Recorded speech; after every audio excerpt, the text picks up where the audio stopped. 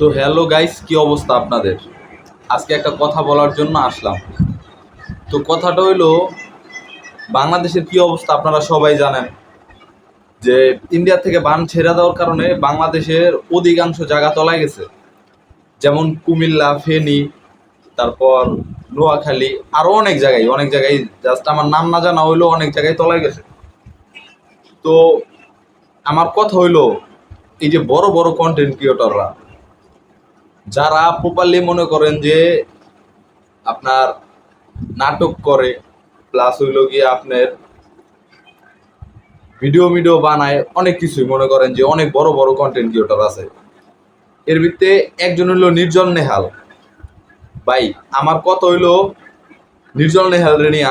তো আমি এর আগে অমরের দুইটা ভিডিও আপনার করে দেখাই। কিন্তু আমি চাই যারা ঢাকার থেকে এখন আসতেছেন বা বাংলাদেশের বিভিন্ন জায়গার থেকে আসতেছেন, দয়া করে আপনারা এখন ওদিকে না যায় এদিকে একটু আসেন। শেষ কথা হয়েছে যে অনেকবার ভাই আমগুলো একবার কথা মাকে কয় এতটুকু পানি উঠে গেছে, কোনোরকম দিলে একটা চাদর করে আছে মাছ বাঁচানো। কিন্তু ঢাকা থেকে আসার পথে গাড়িওয়ালারা বাধা পায় 1000 টাকা, 800 টাকা। তারা আমগো মতো যে গরিব মানুষ আছে তারা মা বাপের কিভাবে বাঁচাবো, তারা কিভাবে আসবো? এখান থেকে একটা সিএনজি নিলে 15 টাকা। দেখছেন তো অমরের ভিডিওগুলা? তো ভাই অমর কি না করতেছে কম? কোঠা আন্দোলনে বাংলাদেশে যেহেতু কথা উঠছে, প্রথম থেকেই কই, কোঠা আন্দোলনে সবার আগে কিন্তু অমর আসিল না? সবার লগে ছাত্রগো লগে আসিল। আগের বার যখন বন্যা হয়েছিল, সিলেট যখন ডুবে গেছিল, তখনও কিন্তু ওই বন্যাতেও কিন্তু অমর পাশে ছিল। অমর, তহিদ আফ্রিদি, তারপর ব্যারিস্টার সুমন মুমন, যাই হোক ওরা এখন দেশে নাই, যে কোনো ঝামেলার কারণে বাংলাদেশে আপনারা সবই জানেন, সবই দেখেন সোশ্যাল মিডিয়ায়। তো এইসব কারণে তারা নাই, তারা ত্রাণ বিতরণ করতে পারছে না। কিন্তু অমর অন ফায়ার কিন্তু প্রথম থেকে শেষ পর্যন্ত তাকে লগে আছে। কিন্তু ভাই আমার কথা হইলো যে কন্টেন্ট ক্রিয়েটর নির্জল নেহাল ওই কিন্তু অনেক ভিডিও বানায়, কন্টেন্ট ক্রিয়েটর হিসাবে ভালো আর্নিং করে ইউটিউব থেকে, আদারওয়াইজ অন্য অন্য ওয়েবসাইট থেকেও সে আর্নিং করে। ভাই আমার কথা হইলো, তুই এত টাকা ইনকাম করস, তুই পারতাছস না এই বন্যার সময় একটা মানুষের পাশে দাঁড়াইতে? হ্যাঁ, তুই মানে আমি দেখছি সবসময় নির্জল নেহালের কি মনের ভিতরে সবসময় একটা অ্যাটিটিউড। আরে ভাই অ্যাটিটিউড দেওয়া কী হইব ক?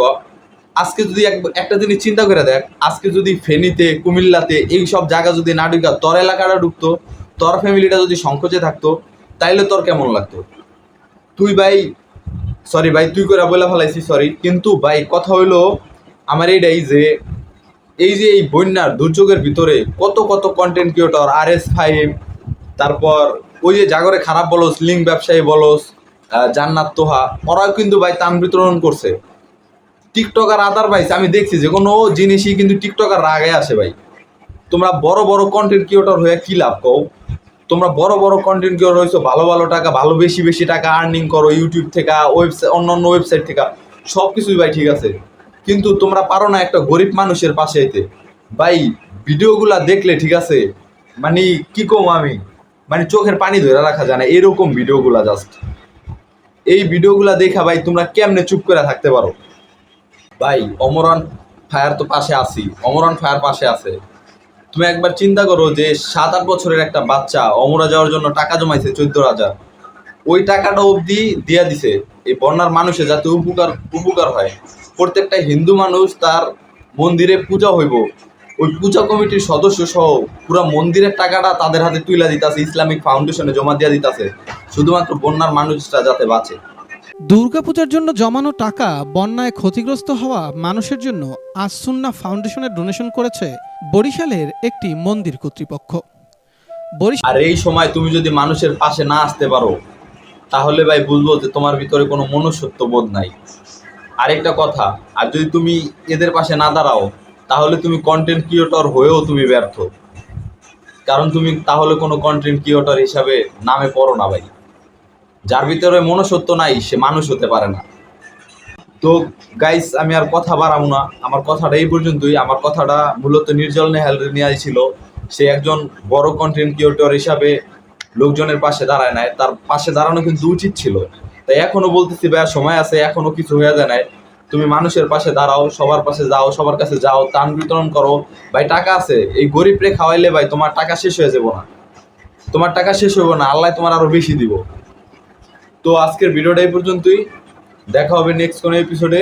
তো বেশি কথা বলতে চাই না, আমার বাংলাদেশি মানুষ, তো আমি বলতে চাই একটা কথাই, সেভ বাংলাদেশ, সেভ বাংলাদেশি মানুষ।